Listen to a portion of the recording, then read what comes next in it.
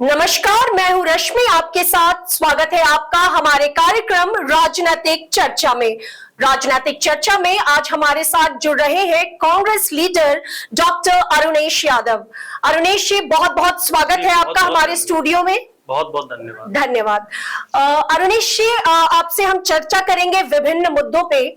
देश में कई सरगर्मियां, राजनीतिक सरगर्मियां हो रही हैं। आपने देखा होगा कि अभी सुप्रीम कोर्ट ने राहुल गांधी की सजा पर रोक लगा दी है। उन्होंने जो मोदी सरनेम को लेकर विवादित बयान दिया था, उस सजा को सुप्रीम कोर्ट ने रोक लगा दी है और उनकी संसद सदस्यता बरकरार रखी है। तो क्या लगता है, अब राहुल गांधी जो है भारत जोड़ो यात्रा 2.0 की तैयारी में है? देखिए, सबसे पहले तो मैं आपके चैनल के माध्यम से माननीय सुप्रीम कोर्ट का धन्यवाद अदा करना चाहूंगा कि उन्होंने एक तानाशाही के मुंह पे तमाचा मारा है। जिस तरीके से हमने देखा कि राहुल जी बराबर संसद के सदन में जनता की आवाज को उठा रहे थे और मुखरता से बीजेपी से सवाल कर रहे थे, प्रधानमंत्री जी से सवाल कर रहे थे, लेकिन बीजेपी के लोग सवाल का जवाब देने से बच रहे थे। और इनकी कायराना हरकत देखिए कि इनके खिलाफ झूठा केस दर्ज करवाया गया और केस दर्ज करवाने के बाद उस केस की जो सुनवाई हुई उसमें भी इन लोगों का हस्तक्षेप रहा। जो हाई कोर्ट के वकील जज थे, वो जज अमित शाह जी के पुराने मित्र थे। ये बात भी आरटीआई के जरिए खुलासे में सामने आई कि वो अमित शाह जी के वकील थे और वो एलिजिबल भी नहीं थे जज बनने के लिए, और उनको जज बनाया गया चूंकि गुजरात में इनकी डबल इंजन की सरकार है। लेकिन माननीय सुप्रीम कोर्ट ने मामले को संज्ञान में लिया और जो ये मामला था वो कोई ऐसा मामला नहीं था कि इसमें आप आनन फानन में 2 साल की सजा दे दो, सदस्यता रद्द कर दो, बंगला भी खाली करवा दो। इतना जल्दी ये सब प्लान किया गया तो ये कहीं ना कहीं बता रहा था कि बीजेपी डर रही है, बीजेपी डरी हुई है, बीजेपी सवालों का जवाब नहीं देना चाह रही है। कहीं देखिए, ये इस बात में कोई संशय नहीं है कि भारत जोड़ो यात्रा के बाद राहुल जी की लोकप्रियता बढ़ी है। और जिस तरीके से बीजेपी आईटी सेल ने एक भ्रमजाल बुना था झूठ परोसने का, तो उस भ्रमजाल को भी तोड़ने में राहुल जी सफल हुए। और इसी वजह से पूरा बीजेपी आईटी सेल और मोदी जी परेशान है। और वो वही बौखलाहट है जो अब इस तरीके से जो द्वेषपूर्ण जो फैसले आ रहे हैं, जो इनकी तरफ से द्वेषपूर्ण तरीके से कार्रवाई की जा रही है विपक्ष के नेताओं के खिलाफ, सदन में बराबर जो है जो सवाल करता है उसको पूरे सत्र के लिए बर्खास्त कर दिया जाता है। संजय सिंह जी का देख लीजिए आप एग्जांपल, मल्लिकार्जुन खड़गे साहब जो इतने सीनियर सांसद हैं, नेता प्रतिपक्ष हैं और दलित नेता है, 80 साल से ऊपर उम्र के, उनका माइक म्यूट कर दिया जाता है। तो ये कहीं ना कहीं सत्ताधारी दल का जो है एक डर है कि आप इनसे सवाल नहीं कर सकते। ये बराबर लोकतंत्र को कमजोर करना चाह रहे हैं। जी, तो ये भारत जोड़ो यात्रा, प्रथम यात्रा काफी सफल रही और उसका परिणाम हमने कर्नाटक में देखा कि कांग्रेस सरकार वहां आ गई है। तो क्या लगता है कि भारत जोड़ो 2.0 अगर होती है तो लोकसभा चुनाव पे इसका क्या असर हो सकता है? 2024 के चुनाव पे इसका क्या असर देखने को मिलेगा? यात्रा का जो दूसरा भाग है उस पे अभी चर्चा चल रही है। फाइनल जो एक प्रारूप, अंतिम प्रारूप बनना तय है। इसमें 2 बातों पे विमर्श हो रहा है कि ये यात्रा या तो 15 अगस्त से निकाली जाए या फिर 2 अक्टूबर से निकाली जाए। और जब भी ये यात्रा निकलेगी तो ये पश्चिम से पूर्व की तरफ जाएगी, पोरबंदर से शुरू होगी। और जो राज्य छूट गए थे, अभी कई राज्य ऐसे हैं, जब दक्षिण से उत्तर की तरफ यात्रा हुई थी तो उसमें 16 राज्य कवर हुए थे। तो बाकी जो राज्य हैं जो छूट गए हैं, जिनमें से प्रमुख राज्य आपका बंगाल है, बिहार है, उत्तर प्रदेश है, झारखंड है, छत्तीसगढ़ है, तो ये तमाम जो बड़े बड़े राज्य हैं, हिंदी भाषी राज्य जो छूट गए हैं, तो इस बार प्रारूप ऐसा बनाया जा रहा है कि इन सभी राज्यों को कवर किया जाए, जिससे कि एक संदेश, जो विपक्ष का संदेश है, वो जनता तक पहुंचे। और जनता की जो समस्याएं हैं, क्योंकि हर राज्य की अलग अलग समस्याएं हैं, तो वो समस्या जब तक विपक्ष के समक्ष नहीं आएगी तो उन समस्याओं को हम 2024 के एजेंडे में कैसे डालेंगे। और मुझे पूरा विश्वास है कि जब ये पश्चिम से पूरब की ओर ये यात्रा निकलेगी तो जो लोग इस यात्रा में शामिल नहीं हो पाए थे, उन लोगों का भी समर्थन हमें मिलेगा।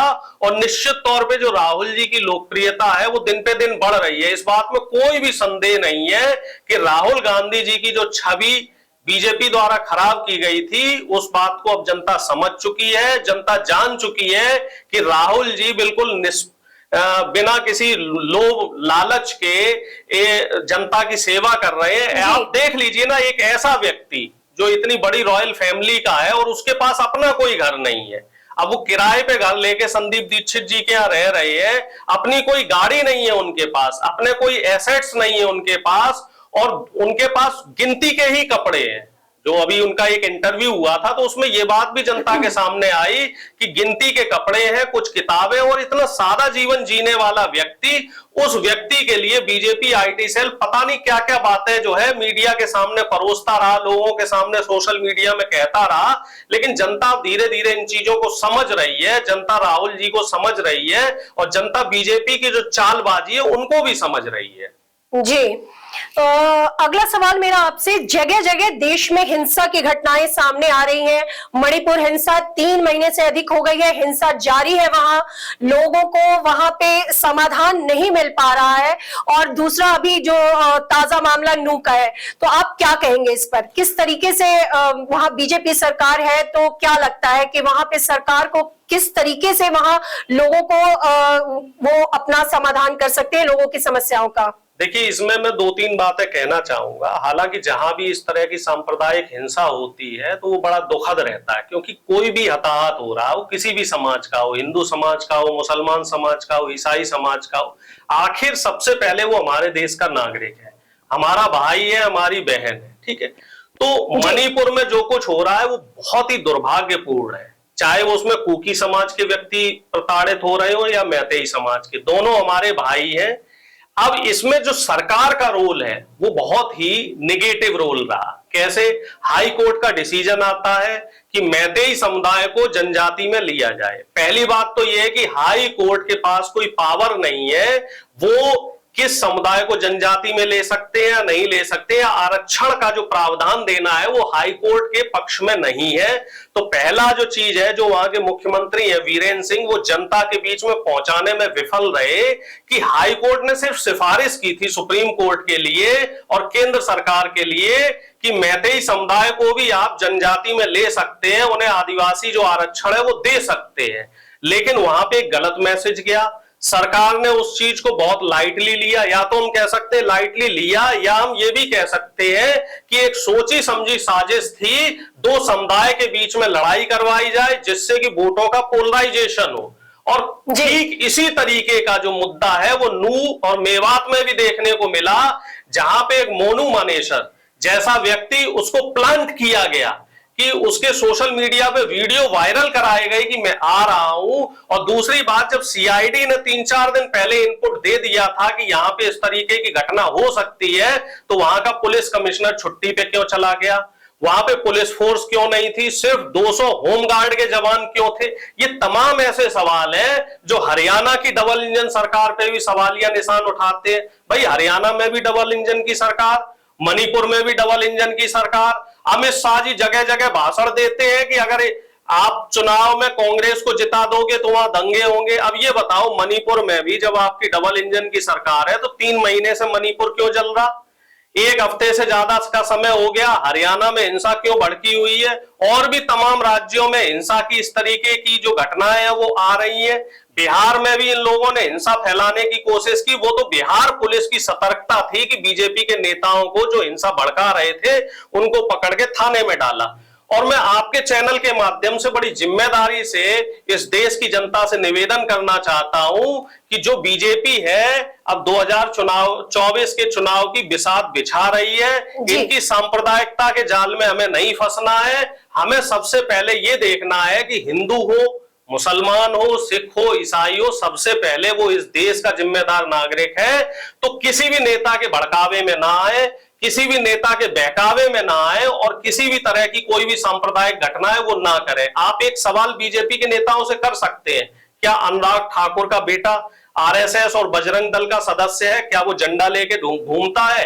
क्या शिवराज चौहान जो मुख्यमंत्री है उनका बेटा विदेश में पढ़ रहा है? उनका बेटा घूमेगा इस तरीके से डंडे लेके बीजेपी और आरएसएस के नेताओं के साथ? अरे जब बीजेपी के नेताओं के बेटे विदेश में पढ़ रहे हैं, उनकी बेटियां विदेश से शिक्षा ले रही हैं, तो आप लोगों के हाथ में इन्होंने तलवार पकड़ा दी है, डंडे पकड़ा दिए, झंडे पकड़ा दिए, आप इनसे सवाल क्यों नहीं करते हैं कि आम जनता जो गरीब व्यक्ति है उसका बच्चा क्या हिंसा में झोंकने के लिए है और बीजेपी के नेताओं के बच्चे जो है वो विदेश में पढ़ने के लिए हैं? इस तरीके का जो दोहरा व्यवहार है, इस पे जनता की जिम्मेदारी बनती है कि जनता बीजेपी के नेताओं से सवाल करे। जी, एक सवाल मैं आपसे और पूछना चाहूंगी कि दिल्ली, कहते हैं कि दिल्ली की गद्दी का रास्ता जो है उत्तर प्रदेश से होकर जाता है, और उत्तर प्रदेश में अगर हम दो पार्टियों, जो प्रमुख पार्टियां हैं वो बीजेपी है और समाजवादी पार्टी है, कांग्रेस वहां कमजोर है, तो क्या लगता है ऐसे में अखिलेश यादव और राहुल गांधी का अनौपचारिक रूप से गठबंधन तो सामने आ रहा है, खबरें आ रही है कि अनौपचारिक रूप से वे साथ हो गए हैं,